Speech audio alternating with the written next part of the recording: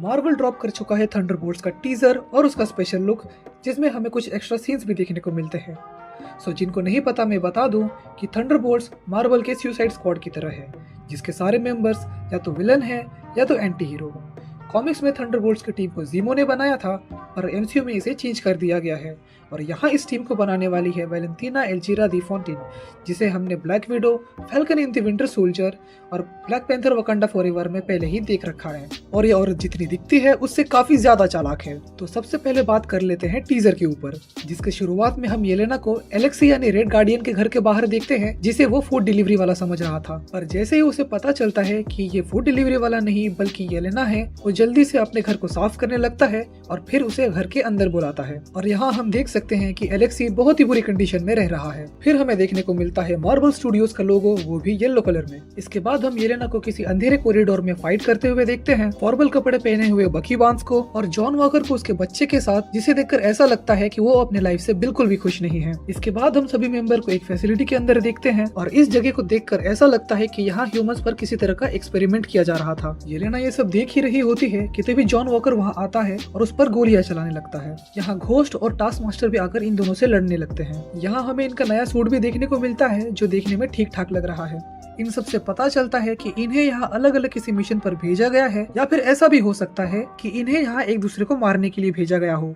तभी इनके सामने एक आदमी आता है जिसने किसी पेशेंट की तरह कपड़े पहने हुए थे। इसका नाम बॉब है और यही बंदा सेंट्री है। बेसिकली यहाँ सुपर सोल्जर सीरम के ऊपर एक्सपेरिमेंट हो रहा था, जिसमें बॉब को सुपर सोल्जर सीरम दिया जाता है, जिसकी वजह से उसे 1000 एक्सप्लोडिंग सन की पावर मिल जाती है और वो बन जाता है मार्वल का सुपरमैन यानी कि सेंट्री। और इसकी सबसे खतरनाक बात यह है कि इसे भी मल्टीपल पर्सनैलिटी वाली प्रॉब्लम है। इसकी एक पर्सनैलिटी हीरो की है और दूसरी पर्सनैलिटी एक विलन की, जिसे वॉइड भी कहा जाता है। कॉमिक बुक्स में इस बंदे ने बहुत बड़े बड़े कांड कर रखे हैं और इस मूवी में हमें इसे विलन की तरह दिखाया जाने वाला है। तभी उस जगह से निकलने के सारे रास्ते बंद हो जाते हैं, जिस पर येलेना कहती है कि उन सब ने डबल एजेंट और कॉन्ट्रैक्ट किलिंग जैसे बहुत बुरे काम कर रखे हैं, जिसकी वजह से कोई उन्हें मारना चाहता है। इसके बाद पूरे रूम में रेड लाइट्स जलने लगती है और अब ये जगह ब्लास्ट होने वाली है। ऐसा मैं इसलिए कह रहा हूँ क्योंकि लाइट्स के रेड होने के बाद एक घड़ी में उल्टी काउंटडाउन शुरू हो जाती है और बाद में इस जगह को ब्लास्ट होते हुए भी दिखाया गया है। इसके बाद हम स्टार्क टावर का सीन देखते हैं, जहाँ एक पार्टी चल रही थी और इन सब के बीच लोकी का दी एवेंजर्स वाला स्टाफ किसी आर्टिफैक्ट की तरह रखा गया है। तो अगर तुम्हें याद हो तो टोनी ने स्टार्क टावर को बेच दिया था, जिसे आगे चलकर वैलेंटीना खरीद लेती है और इस चीज को वो आगे एड्रेस भी करती है। वैलेंटीना को हम कुछ लोगों के साथ हंसी मजाक करते हुए देखते हैं और पार्टी में बकी बार्न्स भी आया होता है, जो मोस्ट प्रोबेबली वैलेंटीना को शक की नजरों से देख रहा है। फिर हम येलेना को जंगल में भागते भागते एक बेड पर गिरते हुए देखते हैं, जो कि एक ड्रीम सीक्वेंस का पार्ट हो सकता है। फिर हम टास्क मास्टर को चाकू की मदद से किसी जगह से उतरते हुए देखते हैं और मिलिट्री के कुछ लोग बॉब पर गोलियां चला रहे होते हैं, जिसकी वजह से बॉब के कपड़े थोड़े बहुत फट जाते हैं, पर उसे एक खरोच भी नहीं आती क्योंकि ऑफ कोर्स वो सेंट्री है। फिर हमें पता चलता है कि बकी अपने वाइब्रेनियम वाले आर्म को बर्तनों के साथ डिश वॉशर में धोता है। फिर उसके गाड़ियों को उड़ाने वाला सीन, जिसमें वो सभी मिलिट्री की गाड़ियों को उड़ा देता है, जिसकी वजह से रेड गार्डियन को लगता है कि बकी उनकी तरफ है, पर बकी उसकी गाड़ी भी उड़ा देता है, जो देखने में काफी ज्यादा कूल लगता है। और ये सीन फोरशैडोइंग है captain America the winter soldier की एक सीन का, जिसमें बकी बिल्कुल सेम गन यूज करता है एक गाड़ी को उड़ाने के लिए। इसी बीच हमें सेंट्री का बकल भी दिखाया जाता है, जो कॉमिक बुक वाले से थोड़ा अलग तो है, पर देखने में काफी अच्छा लग रहा है। अब ये तो बात हो गई टीजर की, अब बात कर लेते हैं स्पेशल लुक के ऊपर। इसके स्टार्टिंग में हमें वही कार चेज वाले सीन का थोड़ा एक्सटेंडेड वर्जन दिखाया जाता है। इसके बाद थंडरबोल्ट्स के सारे मेंबर्स स्टार्क टावर में वैलेंटीना से मिलने को जाते हैं, जहाँ से वो उन्हें एक मिशन पर भेजेगी और मोस्ट प्रोबेबली वो इन्हें सेंट्री को मारने के लिए भेजेगी, जिसके लिए ये लोग पक्का मना करने वाले हैं। इसके बाद हम येलेना को किसी चाइनीज सिटी में एक मिशन कंप्लीट करते हुए देखते हैं। वही बकी और रेड गार्डियन कार में बैठकर सुपर सोल्जर सीरम के ऊपर बात कर रहे होते हैं, जहाँ एलेक्सी बकी से पूछता है कि उसे किस तरह का सुपर सोल्जर सीरम दिया गया है, जिसके जवाब में बकी कहता है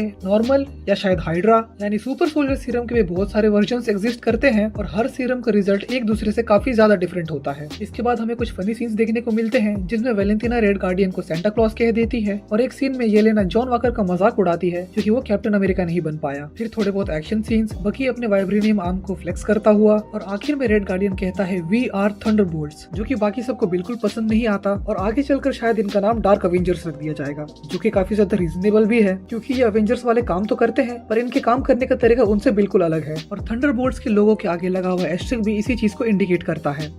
ओवरऑल कहूँ तो ये टीजर मेरे एक्सपेक्टेशन से बहुत ज्यादा अच्छा निकला, जहाँ मार्वल एक के बाद एक बिलो एवरेज मूवीज और सीरीज दिए जा रहा था डेडपुल एंड वुल्वरीन को छोड़कर। वही इस टीजर को देख के लगता है कि ये मूवी थोड़ा अच्छा परफॉर्म कर सकती है, और पर्सनली कहूँ तो मैं सेंट्री के लिए ज्यादा एक्साइटेड हूँ। अब वैसे तो मैं इस रोल में हेनरी कैविल को देखना चाहता था, पर कोई बात नहीं। तो तुम्हारा क्या ओपिनियन है इस बारे में मुझे कमेंट्स में बताओ। वीडियो अगर पसंद आई तो लाइक और शेयर जरूर करना, और जाने से पहले सब्सक्राइब जरूर करना।